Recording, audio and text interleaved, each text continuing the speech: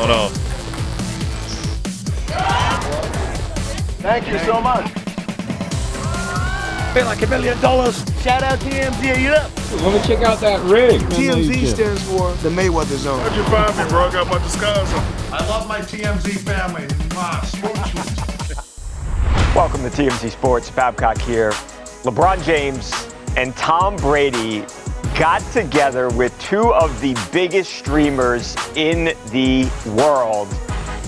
This was absolutely awesome. Now, they weren't together. They were separate. Tom Brady was with IShowSpeed, and LeBron James hooked up with Kai Cenat. And these guys, and if you didn't believe that streamers are some of the biggest stars in their own right now, then just look at the quality of athletes who are jumping on these guys' streams and just wanting to be associated with them. Now, we'll get to LeBron here in a second. He did something pretty cool with Kai. LeBron is not just a basketball player, is apparently a barber in his own right. But first, IShowSpeed is an absolutely amazing athlete. And I know we've talked about this and some of the things he does, but the guy's incredible. He really proved it yet again. If you weren't familiar, he's starting a new series called Speed Goes Pro. Okay. And the debut episode featured him with Tom Brady, Danny Amendola, and Sauce Gardner. And as part of this, he ran a 40-yard dash that not only will blow you away, but it blew Tom Brady away. Really? Take a look. I'm gonna get this one more shot, so let's see what I can run. Come on, no thinking, let it go. Come on, this is the one right here. Come on. Let's go. Come on. Get out. Come on. Come on. Oh, he did it. What was 4.49. 449. Wow. Come on! How Did you it, do bro. it? You did it. You got a little I know it pissed took a off. little minute. You got pissed off and you did it, bro. Tom, you, Way to go, baby. and you pushed me. Way to go. That is remarkable to me that he ran a sub 4.540. And there was even another part of this drill. I don't want to give too much away. You can watch it on his YouTube channel. Yeah. But he did a vertical jump with Tom Brady and hit 40 inches on that. So a 4.49, 40-inch vertical. If you know anything about speed, he's a little guy too, Right. man. So it is very impressive what he did. And like you saw in that video, Tom was super impressed. Even. Yeah, I mean, I was trying to look just to see, like, comparable professional athletes, like Odell Beckham, for instance. He ran a 4.43. It's almost an identical time. IShowSpeed is a streamer. This guy, I mean, truly is a fantastic, he is a world-class athlete. I mean, to walk out there, basically out of nowhere in your workout clothes and to run that 40, you got to realize everyone you watch at the combine, everyone you watch at their pro day, they have been training with coaches, with speed coaches to do that 40-yard dash. For him to just walk out there like it's nothing and run a 4.49 is amazing. I cannot say enough good things about how amazing of an athlete IShowSpeed is. Now, that was really cool to have Tom Brady out there. Obviously, I think most people think Tom Brady's the greatest football player ever, and to see him out there with speed, very cool.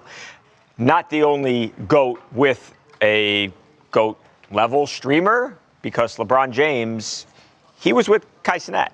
Yes, Kai Cenat at the same time in the month of September has been doing the Mafiathon 3 en route to 1 million subscribers on Twitch. Did he hit it? And as part of his grand finale, he had King James visit his mansion, and yes, he did hit 1 million subscribers. So that means the hair, his signature long locks, gone. No. And at the hands of LeBron James. Bro, don't mess me up, bro. Flip it around.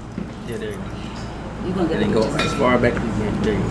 Cool. Oh All right, cool. my God. Everything. My head.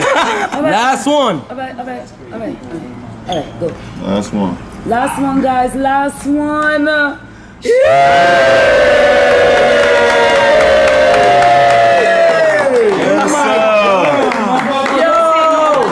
Oh my God. Yo, chat.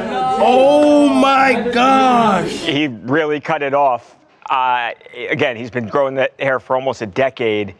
He looks good with the with the dreads gone too, but I kind of like it better the other way. It'll take some getting used to, but I mean, just to see LeBron going in and like getting involved in this stream at his house just goes to show that these streamers are the new late night talk show hosts. They are the new celebrities. They do have that massive draw. I mean, yes, LeBron James, but then also Mariah Carey, Kim Kardashian. I mean, you can go. So those people all did it?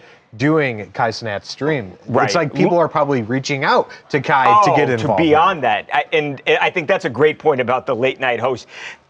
I mean, I'm not trying to pick on Jimmy Kimmel after everything that's happened, but look at any of those guys. I mean, Jimmy Kimmel, Jimmy Fallon, I mean, you name the late show host, they are not doing a fraction of the audience that someone like Kai Cenat, iShowSpeed is doing. They are it. The model's different, and they are the guys now, and that's why you had LeBron James and Tom Brady there, Mojo. It was really, it's crazy to see how big these guys and how influential these streamers have become. Yeah, man. I mean, hey, there's a reason we're getting all these celebrity super fights and celebrities popping up left and right and WWE rings and all of these places. It's exclusively because of the audience. Yeah. That is the thing they care the most about. Secondly, these guys know how to perform and entertain. Yeah. Kai getting his hair cut.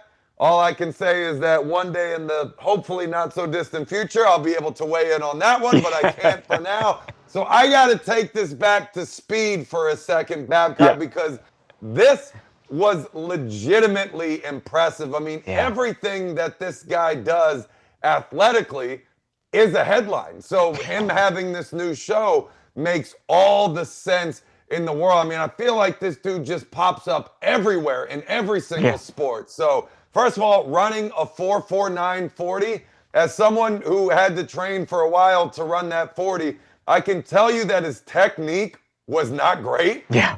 Especially out of the blocks, but still putting up numbers like that's insane. And that just shows you just the raw athleticism that this guy has, that he can just go out there, do something wrong and still crush it. As for the 40, that's actually even more impressive to me, Babcock. As you know, I love my plyometrics.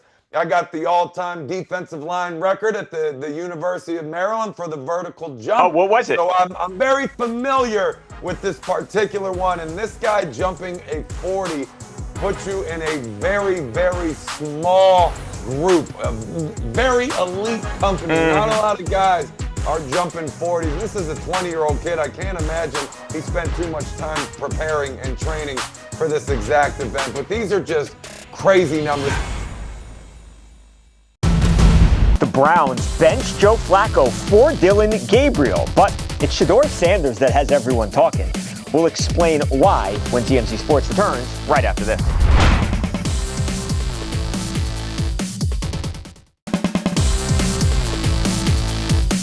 Welcome back to TMZ Sports. It's a big change in Cleveland. There is a new starting quarterback as Joe Flacco is headed to the bench.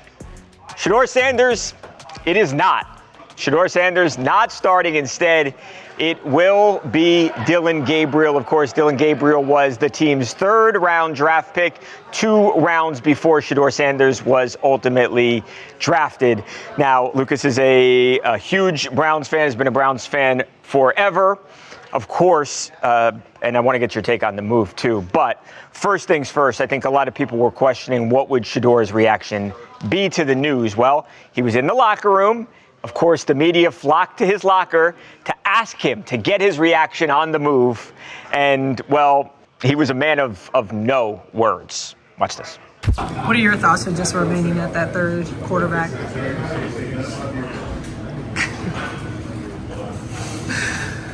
Vocally, anything to say about it? So, there it was. He mimed it. He didn't answer, and that was it. He never said anything. He never gave his opinion ultimately. It's not like he made the joke and then he gave some sort of thoughtful response. It didn't happen. That was his answer. I am sure, Lucas, you don't have to be an expert to realize that he is probably not happy. He wants to play, which I understand. I could do without that, though.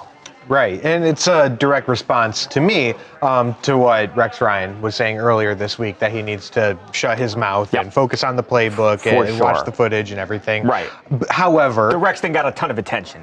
Now, Shedeur needs to understand, though, like, don't stoop to the media's level. Like, be higher than that. All the criticism, you know, no one is immune to that. So this is not just solely focused on Shedeur, and he's the first athlete in the universe to ever deal with something like this. But, you know, if you want to be playful about it, if you want to make a statement and show that it's not affecting you like that and you're leaning into it, then do that for the first answer and then get back to doing your job. And part of that is to speak to reporters and share, you know, how you feel and take the higher road. Personally, on the actual decision, I think it's a week late.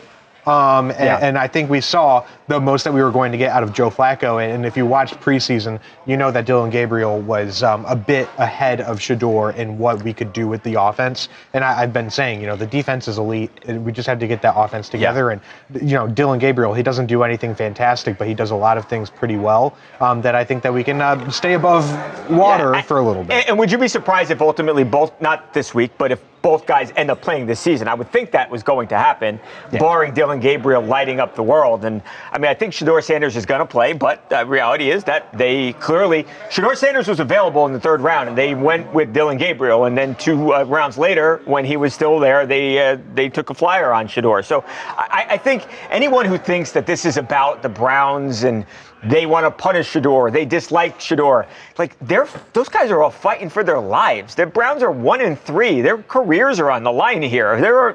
NFL head coaching jobs don't grow on trees. They want to win. And if those coaches who see Shedeur Sanders every single day in practice, if they felt like he gave them a better chance to win than Dillon Gabriel, you're crazy. You are absolutely crazy if you think that they are doing anything besides playing the guy that they think gives them the best shot to win. It's just it's a crazy, and it's just frankly a stupid take. I'm sorry if that's where you're going with this. Now, for Dillon Gabriel, his side of things here, obviously everyone's going to talk about Shedeur, but he's not the guy starting the game.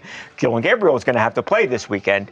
He spoke about Joe Flacco and the fact, despite the fact that Joe is headed to the bench, he has still been a good teammate, still helping the young kid play as he prepares to make his very first NFL start. Appreciate about Joe is just, it's not his job to be a mentor. You know, it's his job to be a great quarterback. And I think just his openness to answer questions, you know, it's my job to ask questions, right, and search for those answers. But having guys like, you know, him, Deshaun in the room, I think are guys that just have played a bunch of ball. So appreciate him for that. And, you know, he's a captain on this team. He's still a huge piece of what we do. And we look to him for a lot of things because he's been through it a bunch. So I think there's a ton of respect there for me and a guy I definitely look up to. And, you know, it's going to be important to have that, you know, going into this week. And he talks about this week, you, Lucas, you guys are playing as if Lucas on the team, the Browns play the Vikings in London Sunday morning. Yes, early game. Early game. Not everyone's like that. That's cool that Joe Flacco is like that. It can't be easy for a guy who he sees the end of his career. It's right there. He doesn't have that much time to play football left. He's won a Super Bowl. I give him a lot of credit for mentoring the young quarterback. You look at go to New York, Russell Wilson. It's not a job or it's not a role that Russell Wilson is at all interested in. And I think by most accounts, it's not something that he is doing with Jackson Dart, who is also, again, a rookie quarterback who just made his first start. So it's no guarantee that the older vet, the wily vet, is going to help. I think it's really cool here. Despite maybe a little bit of the friction that exists between Shedeur Sanders and Dillon Gabriel, I think there probably is some friction there. I think it's very cool to see Joe Flacco stepping in there. And it's going to be fun to watch, if nothing else.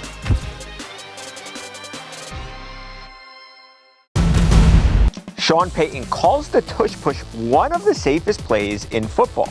Hear what the Broncos coach had to say, and does he actually make a valid point? We'll explore that next on TMZ Sports.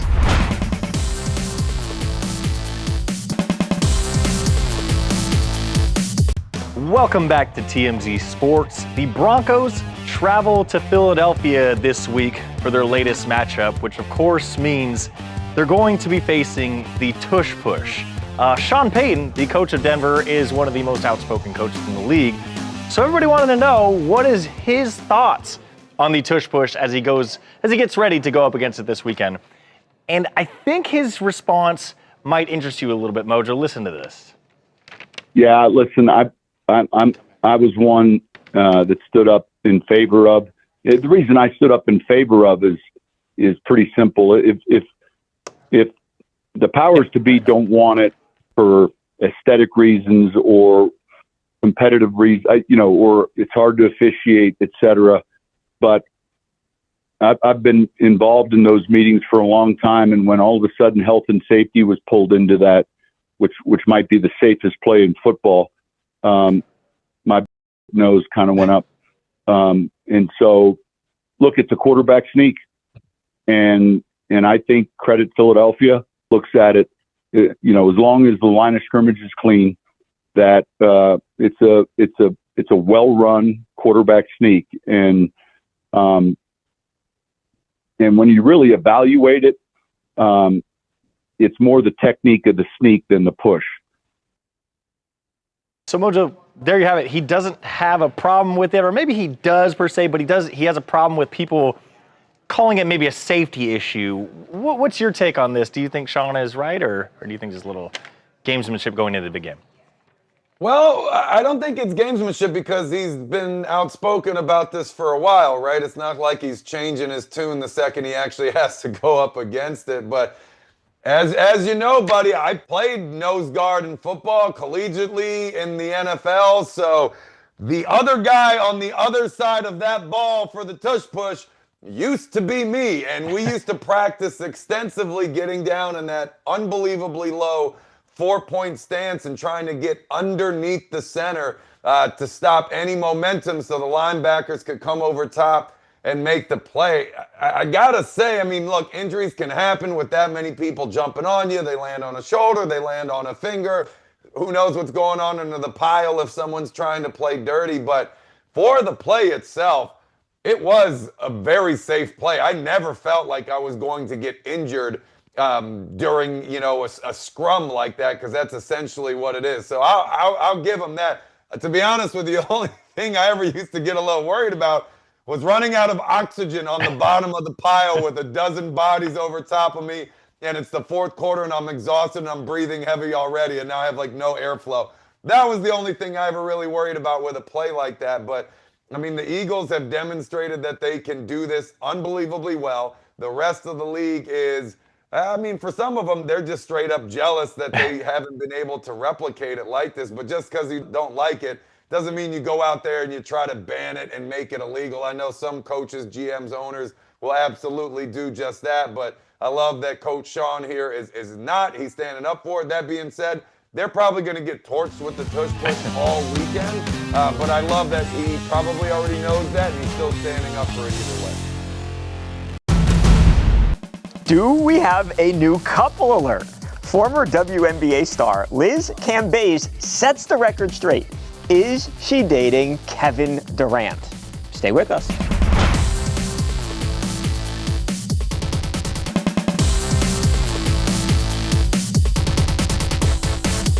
Are Kevin Durant and former WNBA star Liz Cambage dating? That's the question that a lot of fans have been asking recently after they saw the two Hoopers at a Drake concert together. Again, the chatter began. People started to speculate that they might be an item. Well, we went right to the source here. We saw Liz at LAX recently, and we asked her that very question. Hey, are you guys dating? Are you and Kevin Durant a thing? Are you? Is it official, or are you just enjoying each other's company? That's what people are asking. Because you think I'm gonna hard launch a relationship shooting a jump shot at a Drake concert? You think I'm gonna be like, this is my man, everyone, and shoot a jump shot next to him? Okay. Oh yeah. That.